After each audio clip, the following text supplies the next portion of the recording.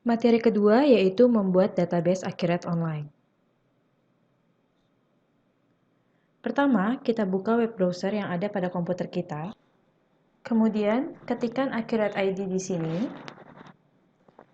Setelah itu, login dengan menggunakan akun Accurate Online yang sudah kita buat sebelumnya pada materi 1.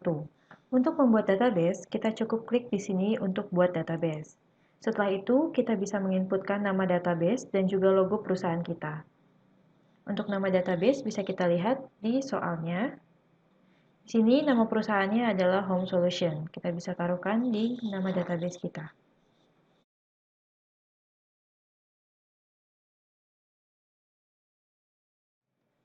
Apabila kita belum memiliki logo, kita bisa memilih dengan default logo yang telah tersedia di sini.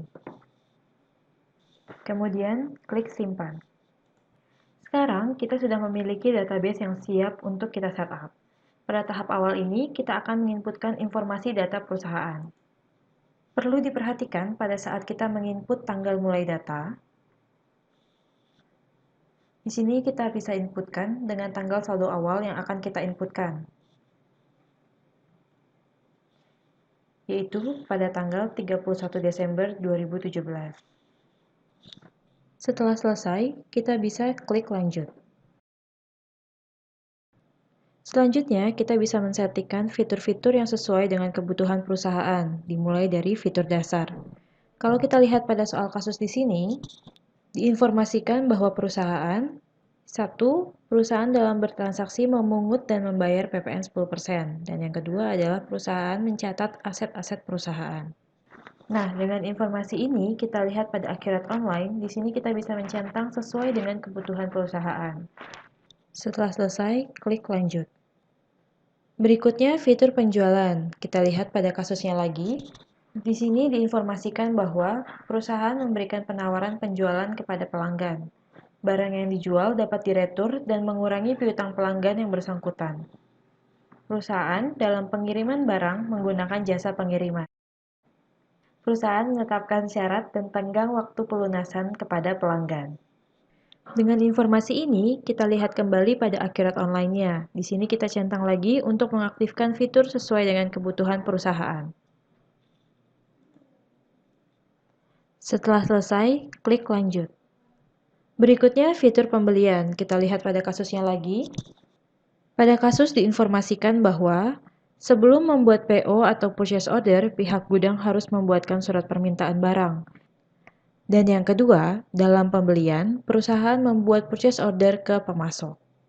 Dengan informasi ini, kita lihat kembali kepada Accurate Online-nya. Di sini kita centang lagi untuk mengaktifkan fitur sesuai dengan kebutuhan perusahaan. Setelah selesai, klik lanjut. Selanjutnya, fitur persediaan, kita lihat pada kasusnya lagi. Pada kasus diinformasikan bahwa metode perhitungan biaya persediaan perusahaan menggunakan FIFO. Dengan informasi ini, kita lihat kembali kepada Accurate Online-nya. Di sini kita pilih untuk metode persediaannya menjadi FIFO. Setelah selesai, klik lanjut.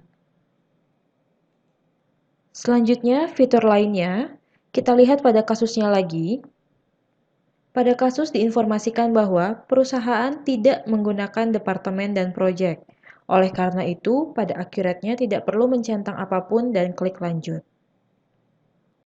Dan yang terakhir, akun perkiraan, kita lihat kembali kepada kasusnya. Di sini, perusahaan akan menggunakan daftar akun perkiraan yang dimiliki. Dengan informasi ini, untuk centangan apakah Anda ingin Accurate membuatkan daftar akun perkiraan, kita hapus. Karena di sini, pada kasus, kita akan mengimport daftar akun yang sudah kita miliki sebelumnya.